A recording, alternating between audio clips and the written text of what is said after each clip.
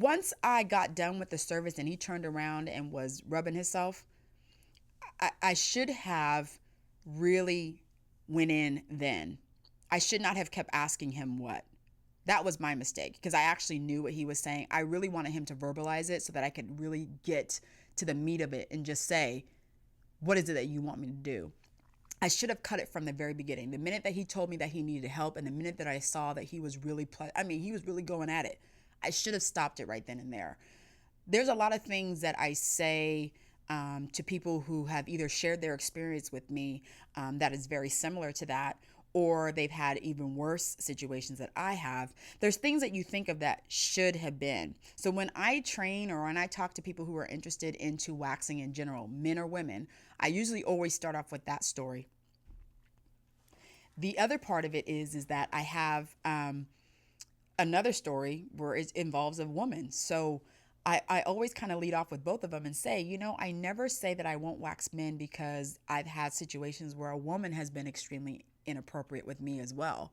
It was during a facial, but I can say now, honestly, I really change how I deal with customers. I'm really direct. I try to do and touch them as least as possible as I absolutely have to, and that includes pre and post. But with the woman, the reason it was so uncomfortable was because she kept baiting me.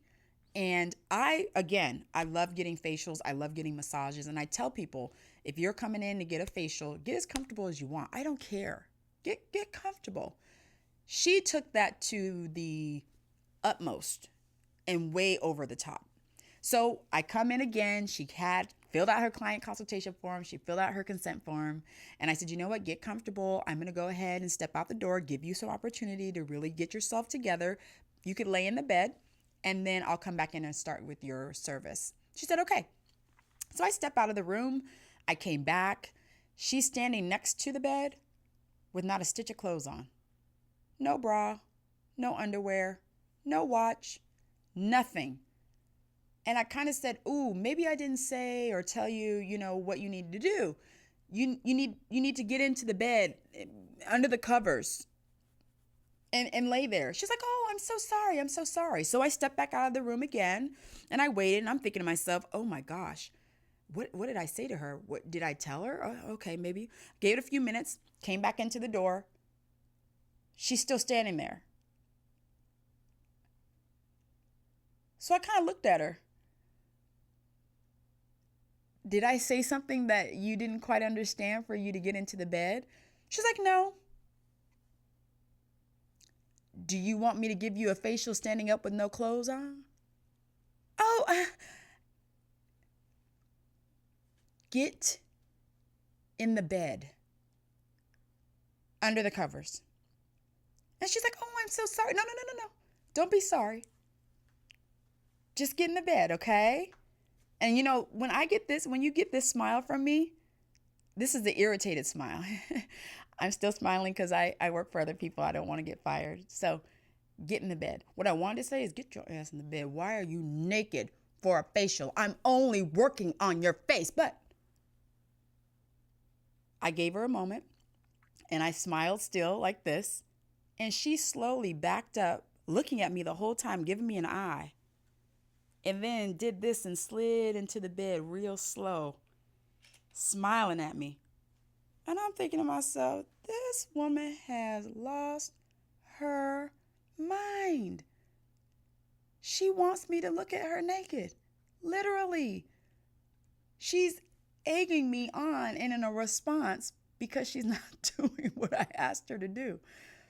Those stories I typically say every time I travel or I do a class or I do a show because there's big lessons there. With the lady, I really should have, after the first time,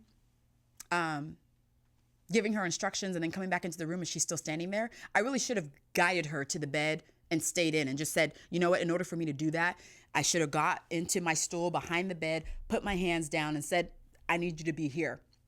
Once I stepped out of that room and I came back a second time and she still stood there, it was a game for her. Me being caught up in the moment, I didn't think about it being a game. I'm thinking, what is wrong with this person? Why is she wanting me to stand there and watch her naked? And then when she moved to the bed real slow and smiled at me as she got under the covers slow, I said, no, she didn't. Oh gosh. And the sad thing is there's so many of us estheticians out there with these crazy stories. We never share them with each other. We never tell other estheticians this is what happens. We all make it seem that it's so great and la and you know ambiance and all that. No, some of these customers are absolutely crazy. For me, it became I really have to start being direct and clear and even speak slower to get the instructions to these people who don't really understand that there is a spa etiquette. So it's my job to teach them what spa etiquette is. And what that means is clear, concise directions. So to sum everything up, I learned a lot with those two experiences. Again, one man, one woman. I really learned how to specifically get to the point where I took myself out of the realm of trying to understand people, but being more consistent on what I say and repeating the same thing. So with men and women and Brazilians, I don't apply pre and post products. They do it absolutely themselves.